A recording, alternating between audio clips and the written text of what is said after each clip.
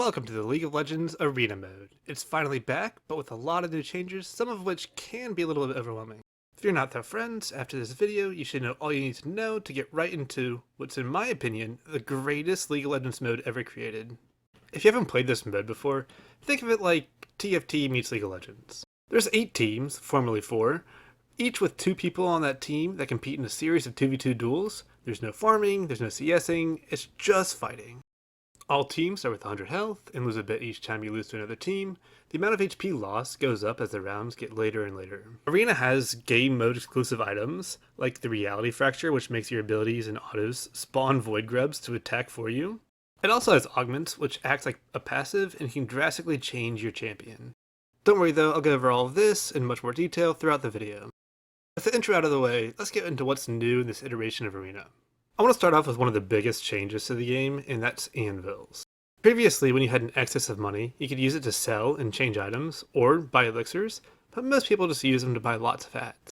But now, you've got 3 options, and they are called Anvils. You can find them right below the boots in the shop. The first one is a stat increase anvil. It costs 750 gold, and it gives you a random set of 3 permanent stat increases. The next one is a legendary anvil. Legendary items normally cost 2500, but you get to pick what you want. These give you a choice of 3 random items of whatever type you buy. There's a legendary anvil for each type of item. You can buy a legendary mage item, a legendary assassin item, or a legendary support item, and so on. The third and final anvil is the prismatic anvil. It costs 3,750 gold, and it gives you 3 random prismatic items. Unlike with legendary anvils, you can't choose a category. You might get only tank items while you're playing a mage or assassin. Next up I want to go over what happens each round, because it did change a little bit from last time. Round 1 you get a random set of augments, which can be silver tier, gold tier, or prismatic tier. Unlike the legendary and prismatic anvils, these act more like passives and they don't actually take up an item slot. You also start out with enough money to get a starter item, so don't forget that. I forgot to mention this earlier, but when you get an RNG window where it gives you 3 choices to pick from, you can actually hit the reroll button up to 2 times a game, so use them wisely. I don't recommend using them on silver tier augments or stat anvils. However, there is a way to get more rerolls, and I'll go over that a little bit more later.